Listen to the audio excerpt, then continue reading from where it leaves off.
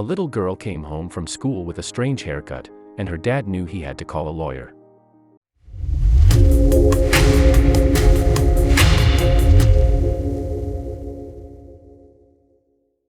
Jimmy Hoffmeyer's mind was spinning. He couldn't believe his eyes. What had happened to his little daughter? Someone had butchered the luxurious curls that had spilled over her shoulders just that morning. Jimmy's hand reached for his phone. He knew whose number he needed to ring. He just hoped his lawyer would answer quickly. 7-year-old Journey lives with her father, Jimmy, and her mother in Mount Pleasant, Michigan. She's just like any other little girl her age. She enjoys birthday parties, getting her face painted and going on family vacations. But Mount Pleasant turned out to be anything but that for the Hoffmeyers one school day in March 2021.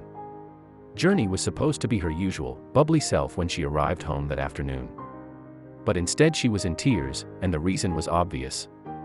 The little girl's curly blonde hair, of which she had been so proud, was a disaster. Someone had taken a pair of scissors to it and had gone to town. Understandably upset by his daughter's distress, Jimmy decided to fix it the only way he knew how. He got her a fresh haircut to repair the damage and sent her back to school.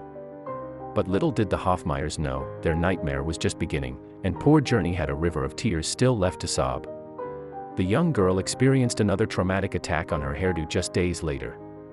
And this time, it hadn't even been the same culprit. And the further Jimmy probed into just what had transpired, the more he became sure something was seriously amiss. The incidents had upset the whole family. So what had actually happened to Journey on that first fateful school day? Whose hand was holding the scissors that had shorn his child's locks? Jimmy wondered the same thing when his daughter came home from Ganyard Elementary School in tears with chunks of hair missing. He did what he could to comfort her, though. As told to news agency Associated Press in April 2021, when Jimmy asked Journey what had happened, she told him that the incident occurred on the school bus. Apparently the little girl had responded, "A student cut my hair." He laughed. It was a nasty thing to do and kids can be cruel, but all Jimmy could do was deal with the fallout. After wrapping Journey in an embrace and telling her everything was better now, Jimmy told her what her schoolmate had done was wrong. He said, "No kid should cut your hair, okay? Don't let them." And of course, the little girl couldn't walk around with such a disheveled appearance. But what could he do about that? Jimmy couldn't fix it himself, so he took Journey down to a beauty salon in an effort to repair the damage. The staff there decided on an asymmetrical haircut. It was stylish look and soon, no one would have been able to tell what had happened. But if Jimmy thought he'd essentially dealt with the problem at that stage, he was very wrong. Jimmy's conversation with the school over the incident was, to him, the first red flag. He later told TV channel BNC News, "Of course, we were upset." She was still upset about the child. The only thing the school said was that they were going to look into the situation and contact parents, then get back hold of me about what was going to be done about it. The response didn't exactly fill the Hoffmeyers with confidence, but they'd gone through the proper channels. What more could they do? So they sent Journey back to school with her new due while waiting for Ganyard Elementary to finish its investigations. And the details that turned up were interesting, to say the least. "They didn't call me back when it happened, they called me back the next day," Jimmy continued. "We found out that there was camera footage on the bus. The bus driver told us that the Ganyard school aide, E, was the one present while the first cut happened. So why hadn't she intervened on Journey's behalf?" Well, the Hoffmeyers didn't get an explanation for that. At least for a short while, that question was the last thing on their minds. And that's because their beloved daughter had subsequently suffered a second attack on her hair. Her fancy styling was gone, and to her parents the short hack job in its place looked almost as rough as the first. Jimmy recalled, "That Friday, I'm pretty sure it was March 24th, was when my daughter came home with the other side chopped off. And then I was really mad, and at first I'm thinking another little kid did it. But there was something different about this second cut that Journey's parents couldn't quite put their finger on. For one thing, since they had already reported the first incident, how could a second one occur so soon afterwards? And then there was the question of why this second incident seemed more calculated. The Hoffmeyers needed to have another little talk with their daughter, but she was so distressed they could hardly hear her through her tears. Website World Lifestyle reported how this second conversation went. Jimmy asked Journey why she had let another kid near her with the scissors. "What did we tell you?" he asked. I thought I told you no child should ever cut your hair." But the answer his daughter then gave was probably the last thing the father had expected to hear. "But Dad," Journey responded, "it was the teacher." Of course, the Hoffmeyers were stunned. Surely an adult teacher wouldn't knowingly take scissors to their child's head and shear off her new haircut intentionally. And yet that's exactly what Journey was telling them. They couldn't understand who would class that as acceptable behavior. Once Jimmy had recovered from his initial shock, he asked more questions, and it turned out that his daughter had been referring to her library teacher. That member of staff's name is Kelly Mogg, and it turned out she might not have been alone in the act. A teaching assistant called Kristen Jacobs was also allegedly involved. Journey's father didn't know how to react. Had the teachers really cut his daughter's professional, salon-styled hair without permission? And if they had, why hadn't they made any effort to explain the situation to the Hoffmeyer parents? Doubtless at this stage, Jimmy's mental state would have veered between distress, rage, and confusion. Still, determined to get to the bottom of what had happened, he called the school's principal. Yet what the principal apparently told Jimmy would have done little to assuage any grievance he might have been feeling on behalf of his daughter. He wasn't offered an explanation. There was no apology. There'd be no action against the teachers involved. In fact, the principal had been apparently oblivious to any suggestions anyone had acted wrongly. The sum total of the school's response to what had happened was adding a note to its files addressing the situation. Jimmy revealed the details of this note in his interview with BNC News. He said, "The note they put out stated that my daughter asked the teacher to do this, to fix her hair. The note also stated that my daughter asked the child to cut her hair." Jimmy continued, "So they're stating that the child cut my daughter's hair, I got it fixed.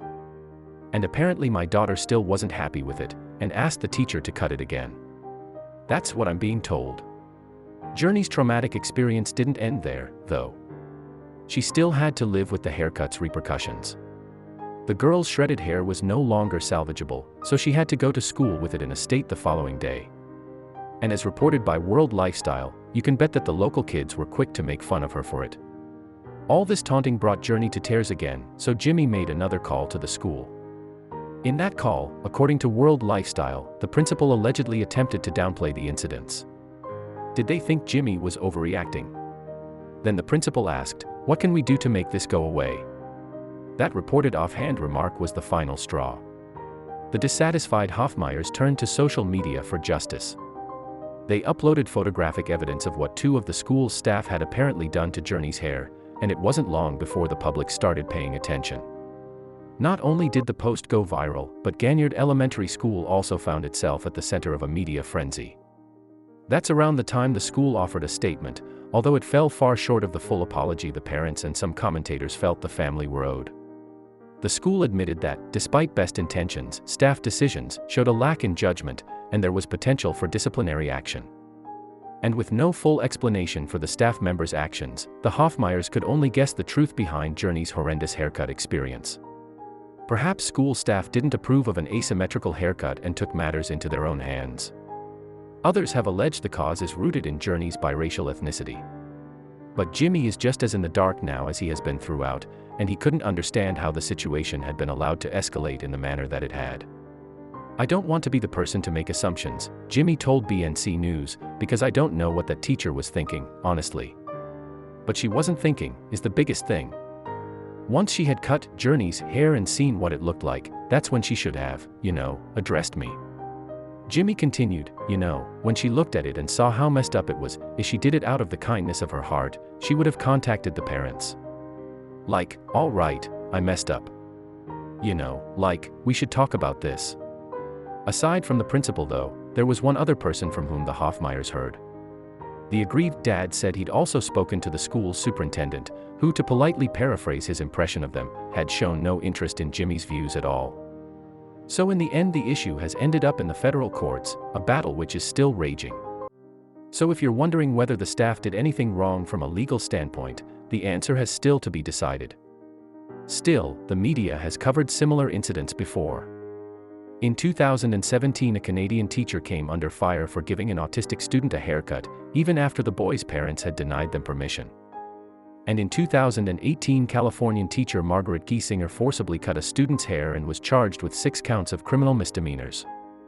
The offenses included battery, assault, and cruelty to a child. As previously mentioned, the local education authorities are currently embroiled in a court case over the incident. Jimmy suing both the school district and the Ganyard Elementary School staff involved for $1 million, alleging possible racial discrimination and the district's failure to properly train, monitor, direct, discipline, and supervise their employees. Violation of the 14th Amendment, intentional infliction of emotional distress, and assault and battery are among the charges. And meanwhile, although the federal case's verdict is yet to be determined, the Mount Pleasant Public Schools Board of Education has already concluded its own investigation. It admonished the staff responsible. According to website Michigan Live, the library teacher who actually cut Journey's hair is on last chance employment, meaning if she slips up again she will likely lose her job. In 2021, the website quoted the board as saying, "We believe a last chance agreement is appropriate given that the employee has an outstanding record of conduct and has never once been reprimanded in more than 20 years of work." The board's statement continued, "In addition, Superintendent Verleger has recommended and the board has accepted written reprimands for 2 additional MPPS employees who were aware of the incident but did not alert the students' parents or the administration." Still, the Hoffmeyer family's ordeal hasn't ended yet. They're reportedly experiencing backlash from the wider Mount Pleasant community, too. Christina Laster, an advocate for people of color who set up a GoFundMe webpage for the Hoffmeyers, elaborated more on the subject. The Hoffmeyers have also been met locally with anger, unfairness, and a lack of compassion because of their advocacy efforts for #JusticeForJourney, she wrote. And with that in mind, Journey's family are trying to move away from Mount Pleasant to be somewhere they'll find, well, more pleasant. Laster has set a target of $10,000 to provide the Hoffmeyers with the means to both relocate and provide homeschooling for their children. Until then, Journey is attending a different school. Sadly, there have been some knock-on effects for the little girl, as Jimmy revealed in a Facebook interview with Christina and the Wise Society in April 2021. Jimmy said, "She has a therapy session, or an evaluation, I guess you would call it, this Thursday." And from there, they were already saying they were going to do it, because they'd already heard what had happened before I could finish the conversation with them. That's how far it already had spread. Jimmy also said in the Facebook interview that looking back, there had been some warning signs even before the haircutting incident. Journey was already getting pressured about her hair being a certain way already, he informed. Journey said multiple times that her teacher was trying to fix her hair or style it for her. And even that I feel is out of line. That's why Wise Society is fighting to reintroduce a law called the Crown Act, which protects against hair discrimination. No one should be punished for what naturally grows out of their body, and that is a part of their DNA, Christina said. And few would dispute that protecting and preserving personal freedom is a good thing.